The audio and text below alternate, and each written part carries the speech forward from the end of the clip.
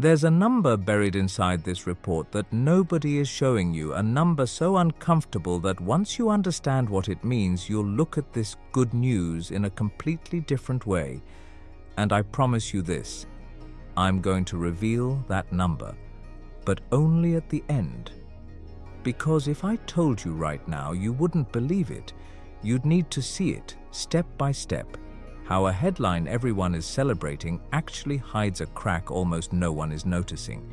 So keep this in the back of your mind.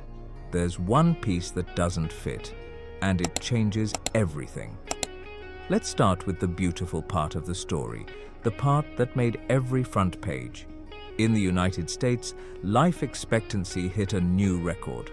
A baby born in 2024 can expect to live on average to 79 years old. That's more than 6 months longer than in 2023. And it isn't just some minor record. It's the highest mark ever recorded in the country's history, going all the way back to the year 1900. More than a century of data. And the peak is right now. It's the kind of news you read and think, finally, something good. A collective victory. Proof that things are getting better. And look, in part, they really are. I didn't come here to sell you cheap pessimism. The recovery is real. According to the National Center for Health Statistics, which is the official agency that tracks these numbers in the US, this is a genuine turnaround, a real reversal. But for you to understand the scale of that turnaround, I have to take you back to one of the worst moments in recent American public health. And this is where the story starts to get strange, because to break a record in 2024, the United States first had to fall into a very deep hole, and that hole is deeper than it looks. Come back with me to 2021. The pandemic was at the peak of its damage, and at the same time, the country was facing a devastating overdose crisis. The two things together dragged American life expectancy down to 76.4 years. Sounds small? It isn't. It was a loss of 2.4 years compared to 2019. 2.5 years of life, on average, evaporating in a matter of months. That's the kind of drop you normally only see in wars or social collapses. So when someone tells you life expectancy went back up and broke a record, the obvious question is, did the problems that caused that drop just go away? Is the pandemic over? Was the overdose crisis solved? And this is exactly where the piece doesn't fit. Because the answer is no, none of that disappeared. Those problems are still there, operating in the shadows while everyone celebrates the round number. Let me give you the data and pay attention to how big these numbers are. Even in 2024, more than 47,000 deaths were linked to COVID. 47,000. And the overdose crisis? Nearly 87,000 Americans died from overdoses in the 12 months ending in September 2024, according to estimates from the CDC itself, the US Centers for Disease Control and Prevention. Stop on COVID and overdose for a second, and add the two together. We're talking about more than 130,000 people dead from just those two causes in a single year. And even so, even with that gigantic number sitting on the table, life expectancy went up and broke a record. How? How can both things be true at the same time? This is where most people stop thinking. They see record, they feel happy, and they move on with their lives. But you made it this far, so I'm going to show you what's underneath. The technical explanation is that life expectancy is an age-adjusted average.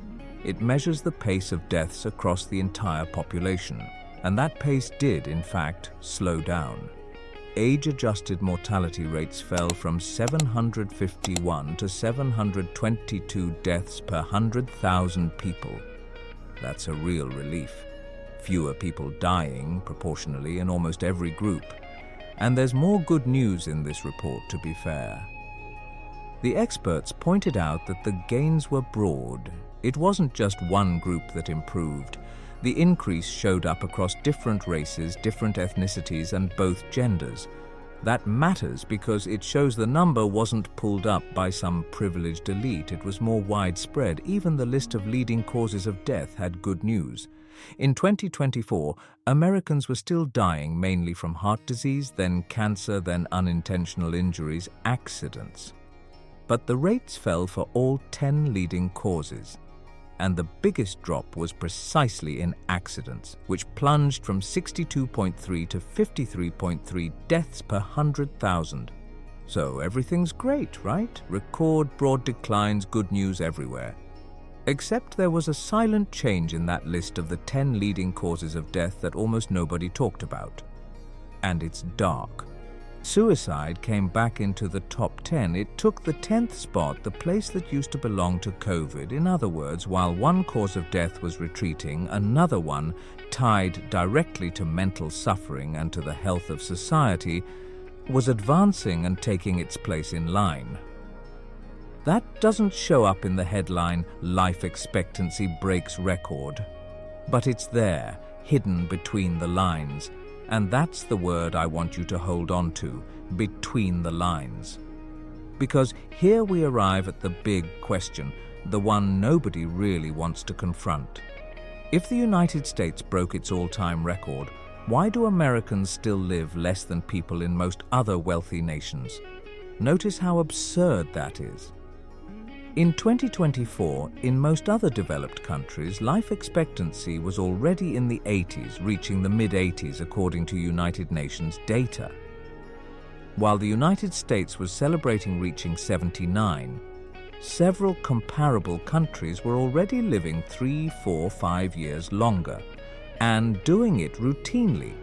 And this is where a detail the experts dropped almost in passing completely transforms the story. Pay very close attention now, because this is the crack. The demographers who analyzed the data made an uncomfortable observation. They said that in any other developed country, life expectancy goes up every year. It's normal. It shouldn't even be news. The fact that it becomes a headline in the United States is by itself a symptom that something is wrong. But the hardest blow came from researchers who study mortality up close. They warned that this post-pandemic recovery creates an appearance of momentum, a sense of we're improving. And that this appearance hides a much bigger and much more worrying story, that improvements in American health were already stagnating and decelerating across the entire decade before the pandemic arrived. Let me translate what that means because it's heavy. The record of 79 years isn't the country sprinting forward. It's the country climbing back up a hill it was already walking down before any of this happened. It's regaining ground that was already being lost, and the causes of that slowdown are still active and growing. Risk factors like high blood pressure and obesity, which the experts themselves say will likely keep rising. Add to that another data point that slipped by unnoticed. Infant mortality in the United States didn't improve at all in 2024. It stayed flat. And underneath it all, there's the concern that the healthcare system is heading in the wrong direction, with more people losing coverage and less support for basic public health. Now, I can hand you that number I promised at the very beginning.